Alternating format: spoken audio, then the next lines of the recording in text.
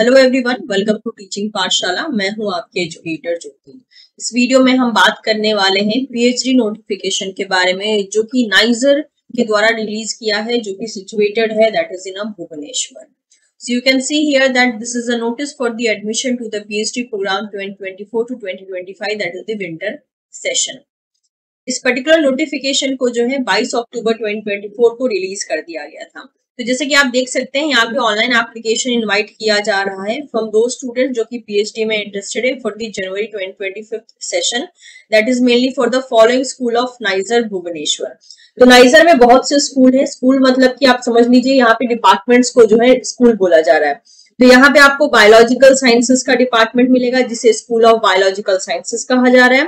Then school of chemical sciences, school of computer sciences, school of earth and planetary sciences and the school of physical sciences. तो यानी कि simple भाषा में मैं आपको अगर बताना चाहूँ तो यहाँ पे biological science department, chemical science, computer science, earth and planetary science and physical science, इन सारे डिपार्टमेंट से जो है पीएचडी के लिए एप्लीकेशन फॉर्म रिलीज कर दी गई है। तो अगर आप इनमें से किसी भी डिपार्टमेंट के स्टूडेंट हैं तो आप इस पीडीएफ को गो थ्रू कर सकते हैं। आपको ये पीडीएफ जो है इनकी ऑफिशियल वेबसाइट पे मिल जाएगी, जिसका लिंक मैं आपको डिस्क्रिप्शन बॉक्स में दे दूंगी। क्योंकि हमारा चैनल जो है वो मेनली लाइफ साइंस से डील करता है, तो हम इस वीडियो में जो है बायोलॉजिकल साइंस डिपार्टमेंट के बारे में डिटेल को कवर करने वाले हैं। लेकिन अगर आप ऐसे स्टूडेंट हैं जो कि chemical science, computer science, earth and planetary science और फिजिकल साइंस, इन सारे डिपार्टमेंट से बिलोंग करते हैं, तो आप इस पीडीएफ को डाउनलोड करके एक बार गो थ्रू कर सकते हैं रिगार्डिंग योर एलिजिबिलिटी और किस किस चीज की रिक्वायरमेंट है। और अगर आप न्यू व्यूअर हैं तो आप चैनल को सब्सक्राइब कर सकते हैं, क्योंकि आने वाले टाइम में ऐसे ही आपको और भी बहुत सारे नोटिफिकेशन की अपडेट जो है इस चैनल पे मिलती रहेगी, दैट इज टीचिंग पाठशाला पे मिलती रहेगी। चलिए यहाँ पे एलिजिबिलिटी के बारे में बात कर लेते हैं for the biological science department. तो जैसे कि यहाँ पर मिनिमम एजुकेशनल क्वालिफिकेशन की बात की गई है, जिसमें कि मेंशन है 55 और इक्विवेलेंट जीपीए इन मास्टर या फिर एमटेक या फिर M pharma in any branch of agricultural science, biology, life science, pharmacy with any specialisation, veterinary science, computer science, bio informatics, biotechnology. इनमें से किसी भी डिपार्टमेंट में आपके पास 55% मार्क्स या फिर उसके इक्विवेलेंट जीपीए होना चाहिए। Student with master degree in a physics, chemistry, mathematics having interest in pursuing career in biology are also encouraged to apply. लेकिन मान लीजिए अगर आप ऐसे स्टूडेंट हैं जिनका physics, chemistry, mathematical science department रहा है, लेकिन आपका इंटरेस्ट है कि आप बायोलॉजिकल साइंस में अपना करियर परस्यू करना चाहते हैं, तो भी आप अप्लाई कर सकते हैं। Candidates with 4-year or 8-semester bachelor program with minimum of 75% marks in aggregate और equivalent grade are also eligible to apply for the programme. तो यानी कि यहाँ पर 4 ईयर यानी 8 सेमेस्टर की बात की गई, यानी कि बीटेक की बात की गई है। तो अगर आप बीटेक के स्टूडेंट हैं और आपके पास 75% मार्क्स मिनिमम होना चाहिए ऑन एग्रीगेट लेवल या फिर उसके इक्विवेलेंट ग्रेड आपके पास होना चाहिए, तो भी आप अप्लाई कर सकते हैं। तो ये रहा बायोलॉजिकल साइंसेस डिपार्टमेंट का सारा मिनिमम एलिजिबिलिटी क्राइटेरिया, या फिर आप कह सकते हैं स्कूल ऑफ बायोलॉजिकल साइंस का मिनिमम एलिजिबिलिटी क्राइटेरिया। बाकी आप केमिकल साइंस, कंप्यूटर साइंस, इन सारे डिपार्टमेंट का जो है मिनिमम एलिजिबिलिटी क्राइटेरिया को एक बार गो थ्रू कर सकते हैं। इसके अलावा चलिए समझ लेते हैं कि और कौन से क्वालिफाइंग डिग्री जरूरी है, यानी कि किस किस टाइप के नेशनल लेवल एग्जामिनेशन की रिक्वायरमेंट ये रखते हैं, यानी कि ये डिमांड कर रहे हैं कि आपके पास कुछ नेशनल लेवल एग्जामिनेशन भी क्लियर होना चाहिए। तो अगर मैं स्कूल ऑफ बायोलॉजिकल साइंस की बात करूं तो यहाँ पे आपके पास जैसे कि मेंशन है, candidate should have qualified at least one of the national level examination. यानी कि यहाँ पे जो लिस्ट दी गई है, इन सारे लिस्ट में से एटलीस्ट आपका एक एग्जाम तो क्लियर करना बहुत जरूरी है। जैसे कि वो एग्जाम हो सकते हैं CSIR, UGC NET, GATE, GPAT, DVT BET, ICMR या JGBLS 2024, जो कि 10 दिसंबर 2023 को कंडक्ट किया गया था। तो अगर इनमें से कोई भी आपका नेशनल लेवल एग्जामिनेशन क्लियर है तो आप एलिजिबल हैं। एंड फॉर दोज स्टूडेंट्स जिन्होंने इस बार का CSIR नेट क्लियर किया है, अगर आपके पास जैसे कि आपको पता है आपका फाइनल स्कोर कार्ड रिलीज नहीं किया गया है, तो इससे पहले वाला जो एक टेंटेटिव स्कोर कार्ड रिलीज किया गया था जिसमें कि आपका परसेंटाइल मेंशन था, आपका रोल नंबर मेंशन था, तो वो प्रूफ और साथ ही साथ जो रैंक लिस्ट रिलीज की गई है CSIR के द्वारा वो प्रूफ, और रैंक लिस्ट में आपका रोल नंबर आप हाईलाइट करके जो है फॉर्म भर सकते हैं। तो फॉर्म का जो सेक्शन होगा जहां पे आपसे ये प्रूफ मांगेगा तो वहां पे आप इन दोनों डिटेल को डाल सकते हैं, क्योंकि अभी हमारे पास फाइनल जो स्कोर कार्ड होता है वो अवेलेबल नहीं है। तो आप इस तरीके से जो है एक तरीके से आप मैनेज कर सकते हैं। बाकी आप school of chemical science, school of computer science, physical science, earth and planetary science, इन सब का डिटेल भी जो है इसी PDF से देख सकते हैं। चलिए इंपॉर्टेंट नोट के बारे में जान लेते हैं। जो कट ऑफ होगा for different national examination like GATE, JEST, JGEEBILS, CSIR, UGC NET, इन सब के लिए जो है फर्दर डिसाइड किया जाएगा कितना कट ऑफ रहने वाला है by each school for the relevant subject area, यानी कि डिफरेंट सब्जेक्ट एरिया जो होगा उसके रिगार्डिंग अलग से कट ऑफ लिस्ट रिलीज की जाएगी फॉर डिफरेंट एग्जामिनेशन।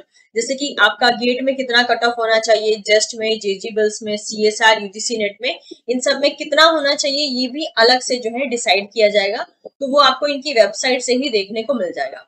एक और चीज जो कि इन्होंने मेंशन की है कि अगर आपके पास इंस्पायर फेलोशिप है सिर्फ और सिर्फ, और आपने ऊपर में जो दिया है इतने सारे एग्जामिनेशन, इनमें से कोई भी एग्जामिनेशन नहीं किया है and you are only the expire that is inspire, एक तरीके से आपके पास फेलोशिप है, तो in that case you will not be consider for the admission to the PhD programme in the NISER. ठीक है, अगर यानी कि नाइजर में जो है आप PhD प्रोग्राम के लिए एलिजिबल नहीं होंगे अगर आपके पास इंस्पायर फेलोशिप है। तो इस बात का आपको ध्यान रखना है कि इंस्पायर फेलोशिप वालों को ये एलिजिबल नहीं मान रहे हैं। नेक्स्ट देखिए, कैंडिडेट विथ GPA या CGPA in the qualifying degree will be required to produce supporting document from the respective university और institute specifying the conversion into the percentage if it is not mention in the marksheet. अब होता यह है कि जो हमारे पास specially वो universities जहां पे जो फाइनल मार्क्स होते हैं वो ग्रेड स्केल में दिए जाते हैं, तो इन दैट केस आपके पास एक ऐसा प्रूफ होना चाहिए जिससे कि आपके दैट इज ग्रेड को या पॉइंट में जो आपके मार्क्स आए हैं उनको परसेंटेज में कन्वर्ट किया जा सके। तो कितने ही ऐसे यूनिवर्सिटीज होती हैं जो कि मार्कशीट के जस्ट बैक साइड में ये कन्वर्जन का मेथड जो है मेंशन करके रखती है, तो उनके लिए तो अच्छा है। लेकिन जिनके मार्कशीट में ये कन्वर्जन मेथड मेंशन नहीं है उनको अलग से अपनी यूनिवर्सिटी या इंस्टीट्यूट से ऐसे सपोर्टिंग डॉक्यूमेंट भी अपलोड करने होंगे जिसमें कि ये बताया होगा कि इस ग्रेड को या इस पॉइंट को किस तरीके से हम परसेंटेज में कन्वर्ट कर सकते हैं। फेलोशिप की बात करें तो JRF को जो है 37,000 रुपीज जो है दिया जाएगा for the very first 2 years monthly basis पे, और सब्सिक्वेंट यानी कि दैट इज 2 साल के बाद यानी कि आगे 3 साल के लिए जो है 42,000 पर मंथ जो है दिया जाएगा जब वो एज अ SRF जो है रिगार्ड किया जाएगा। Student with the external fellowship from the agencies like CSIR, UGC, etc. will be eligible to draw the fellowship as per the extent rule of respective funding agency. Such students will not be considered for NISER or DAE fellowship. अब यहाँ पे क्या है कि इनका institute का खुद का भी फेलोशिप है। तो अगर मान लीजिए आप ऐसे स्टूडेंट हैं जो कि CSIR, DBT, ICMR इन सारे एग्जाम्स के द्वारा क्वालिफाई किए गए हैं और आप एडमिशन लेते हैं नाइजर में, तो इन दैट केस आपको अपनी खुद की फेलोशिप को एक्टिवेट करना होगा, जिसका जो अमाउंट होगा वो बिल्कुल वैसा ही होगा जैसा इन्होंने फेलोशिप में मेंशन किया है। और इन केस अगर आप जेजी बिल्स क्वालिफाइड हैं, गेट क्वालिफाइड हैं, तो इन दैट केस आपको जो है नाइजर की तरफ से फेलोशिप मिल सकता है, जो कि यहाँ पे जो इन्होंने मेंशन किया है 37,000 for the JRF and 42,000 for the SRF, ये आपको दिया जाएगा। तो जिन स्टूडेंट्स के पास अपना खुद का फेलोशिप है उनको नाइजर जो है किसी भी तरीके से अपनी तरफ से फेलोशिप नहीं देगा। यानी आपने ऑलरेडी कोई ना कोई JRF क्वालिफाई किया है तो उस केस में आपको अपने JRF का जो फेलोशिप होगा वो एक्टिवेट करना होगा। Research area currently pursued in different schools are as follow. अब यहाँ पे आप देख सकते हैं स्कूल ऑफ बायोलॉजिकल साइंस में कौन कौन से रिसर्च एरिया जो है फिलहाल में एक्टिव है, ये आप एक बार गो थ्रू कर सकते हैं कि कौन कौन से काम अभी फिलहाल में चल रहे हैं। फर्दर मोर डिटेल के लिए आप इस पे क्लिक करके जो है इनकी वेबसाइट पे जा सकते हैं, जहां पे आपको और भी ज्यादा इंफॉर्मेशन मिलेगा कि किस किस चीजों पे जो है अभी फिलहाल में रिसर्च चल रहे हैं।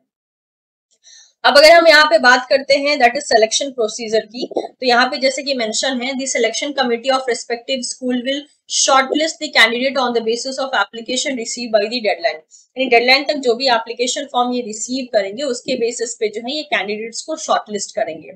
एंड उसके बाद जो है अलग अलग जो स्कूल्स हैं उनका अलग अलग दैट इज क्वालिफाइंग जो क्वालिफाइंग या फिर आप कह सकते हो सिलेक्शन क्राइटेरिया हो सकता है। जो शॉर्ट लिस्टेड कैंडिडेट्स होंगे उनको इंटरव्यू के लिए भी बुलाया जाएगा, और अगर जरूरत पड़ती है तो आपका रिटर्न एग्जाम भी लिया जा सकता है। Based on the academic record and the performance of the candidate in the selection process, the selection committee will recommend candidates for the admission to the PhD program। यानी कि आपका जो परफॉर्मेंस होगा वो एक्चुअल में काफी ज्यादा वहां पे मैटर करेगा, देखा जाएगा कि आपकी परफॉर्मेंस कैसी है, उसी के अकॉर्डिंग आपको रिस्पेक्टिव स्कूल में एक तरीके से अपॉर्चुनिटी दी जाएगी। अब आपको अप्लाई कैसे करना है? आपको अप्लाई करना है इस पर्टिकुलर लिंक पे विजिट करके स्टेप वाइज मैनर में जो है आपको अप्लाई करना है, और जो भी चीजें चाहिए, जो भी वहां पे मेंशन होगा, जो भी डॉक्यूमेंट मेंशन होगा वो आपको ऑलरेडी अलग से जो है रेडी कर लेना है भरने से पहले। उस डॉक्यूमेंट का सारा डिटेल जो है इस पीडीएफ में भी दिया गया है, तो आप यहाँ पे देख सकते हैं। नाइजर का कोई एप्लीकेशन फी यहाँ पर नहीं लग रहा है for the PhD programme. Online application जो है वो स्टार्ट हो चुका है 23 अक्टूबर 2024 से। लास्ट डेट जो होगी फॉर्म के फिलअप करने की वो होगी 14 नवंबर 2024। जो शॉर्ट लिस्टेड कैंडिडेट होंगे उनका नाम अपलोड कर दिया जाएगा टिल 19 नवंबर 2024। नाइजर की वेबसाइट का लिंक आप देख सकते हैं, दैट इज www.nizer.ac.in। ये है। टेंटेटिव डेट्स की बात कर लेते हैं जिस वक्त पे आपका टेस्ट या इंटरव्यू हो सकता है। तो स्कूल ऑफ बायोलॉजिकल साइंस की बात करें तो इसका टेंटेटिव डेट रखा गया है 11 से लेकर 12 दिसंबर 2024, यानी 11 या फिर 12, इन दोनों तारीख में से कोई भी एक तारीख जो है रखी जा सकती है फॉर दैट इज टेस्ट या फिर interview. Each school will send the call letter to the candidate separately. Kindly refers to the website for the announcement of selected candidates। तो selected candidate की लिस्ट के लिए जो है आपको इनकी वेबसाइट पे रेगुलर बेसिस पे विजिट करना होगा, वहीं से आपको एक आइडिया मिलेगा। और हर एक कैंडिडेट को जो है सेपरेट तरीके से कॉल लेटर भेजा जाएगा अलग अलग स्कूल्स के द्वारा। The PhD first semester registration is scheduled to be on 3rd of January 2025 and classes will commence from 6th of January 2025। तो जो रजिस्ट्रेशन है वो 3rd of Jan से शुरू हो जाएगा और क्लासेस जो है वो 6th of Jan से स्टार्ट हो जाएंगी। अगर आपके पास फर्दर फिर से कोई क्वेरी है तो इन दैट केस आप बायोलॉजिकल साइंस के लिए इस पर्टिकुलर मेल आईडी पे जो है मेल कर सकते हैं, और बाकी सारे डिपार्टमेंट के लिए भी यहाँ पे अलग अलग तरीके से जो है मेल आईडी दी गई है। नेक्स्ट चेकलिस्ट अगर देख लेते हैं कि आपको किन किन चीजों की जरूरत है, तो यहाँ पे आप देख सकते हैं कि आपका पासपोर्ट साइज में फोटोग्राफ चाहिए, इसके अलावा वैलिड सिग्नेचर चाहिए, बर्थ सर्टिफिकेट का प्रूफ चाहिए, 10th का पासिंग मार्क्स हो सकता है उसकी जगह पर।